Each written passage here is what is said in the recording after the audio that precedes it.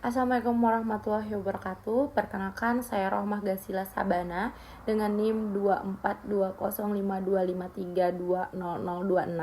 Saya mahasiswa pasca sarjana Pengelolaan Sumber Daya Alam dan Lingkungan Universitas Lambung Mangkurat. Di sini saya akan mempresentasikan review jurnal yang berjudul Kajian Dampak Emisi Udara Terhadap Lingkungan pada Proses Produksi Minyak dan Gas Bumi di PTX menggunakan metode Life Cycle Assessment. Nah, yang pertama yaitu pendahuluan. PTX merupakan salah satu perusahaan yang bergerak di bidang industri minyak dan gas bumi.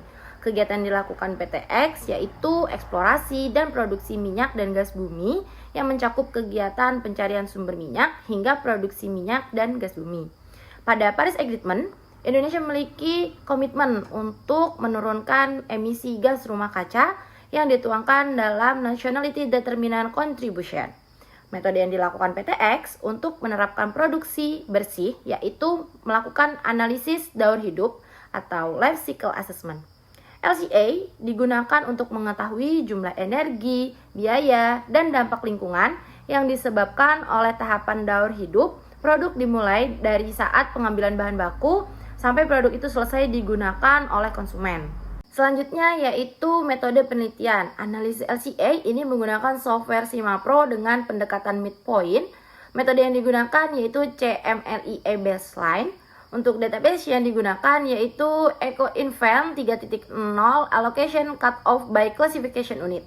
Data yang digunakan yaitu data sekunder yang mencakup inventory input yaitu jumlah bahan baku, bahan bakar atau energi, dan bahan kimia. Dan output yaitu jumlah produk dan emisi yang dihasilkan produksi pada tahun 2020. Perhitungan beban emisi ini menggunakan Peraturan Menteri Lingkungan Hidup Republik Indonesia Nomor 12 Tahun 2012. Analisis benchmarking intensitas emisi dilakukan untuk emisi GRK, SOX, dan NOx. Analisis efektivitas program reduksi emisi udara dilakukan dengan melakukan perbandingan hasil kajian LCA sebelum 2018 dan sesudah dilakukan program. Selanjutnya yaitu hasil dan pembahasan. Yang pertama, penentuan goal dan scope.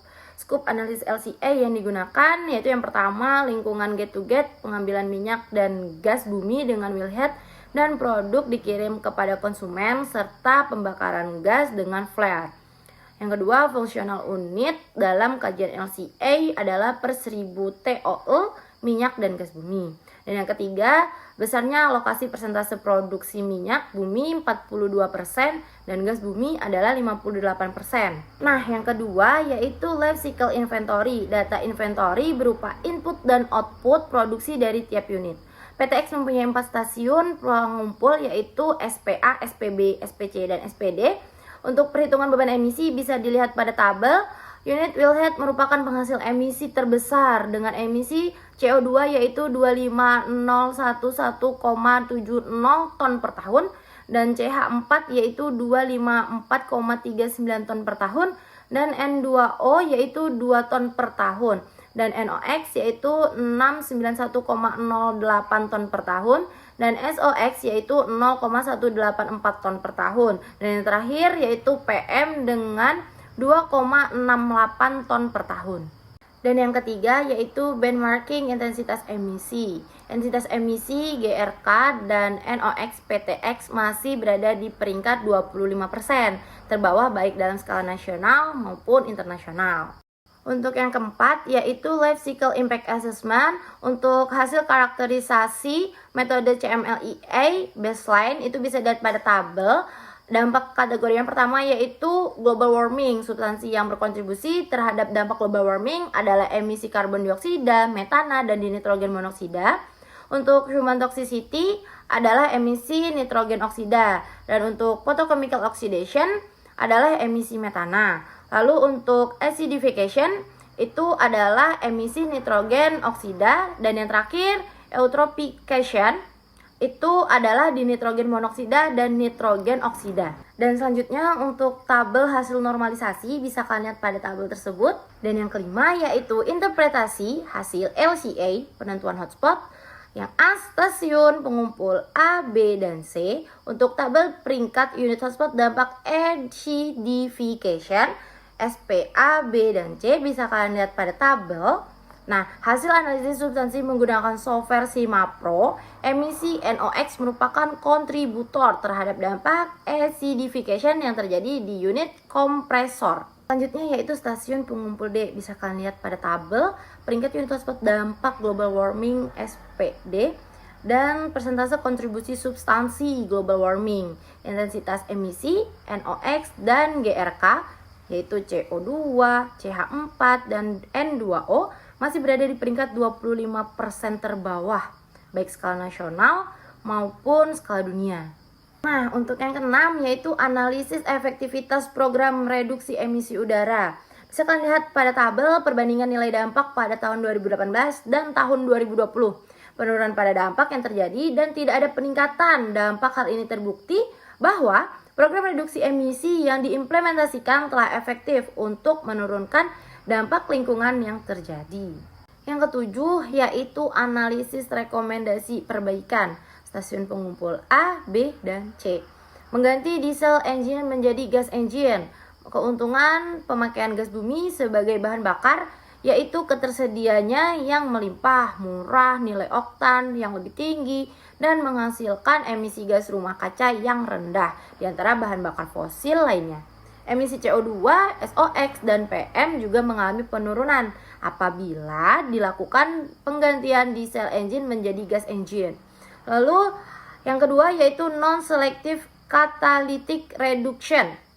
Penambahan teknologi NSCR merupakan strategi umum untuk mengontrol emisi nitrogen oksida pada mesin yang biasanya digunakan di industri E dan P, eksplorasi dan produksi minyak yaitu mesin 4 gerakan dengan kaya pembakaran. Stasiun pengumpul D yaitu rekomendasi perbaikan untuk mereduksi emisi karbon dioksida atau CO2 yang dihasilkan unit flare pada SPD yaitu dengan menerapkan flare gas recovery. Flare gas recovery system merupakan upaya pemanfaatan gas flare untuk mereduksi volume gas flare serta emisi yang dihasilkan dari flare. Pada SPD, jumlah gas yang dimanfaatkan masih lebih kecil daripada gas yang dibakar menggunakan flare, sehingga perlu dilakukan pemanfaatan lain. Pertama yaitu compressed natural gas untuk mendapatkan volume gas bumi yang lebih besar untuk dibawa tanpa proses kondensasi. Dan yang kedua, enhanced oil recovery dengan menginjeksi gas CO2. Pendesakan suatu fluida terhadap fluida lain agar bercampur dan membentuk suatu fasa yang homogeni untuk menurunkan viskositas minyak yang terangkap pada bantuan di dalam reservoir serta meningkatkan laju alirnya sehingga minyak lebih mudah diperoleh. Untuk kesimpulan, yang pertama yaitu dampak lingkungan terbesar yang terjadi di SP A, B, dan C adalah acidification sebesar 3835,63 kgSO2 EQ per 1000 TOE.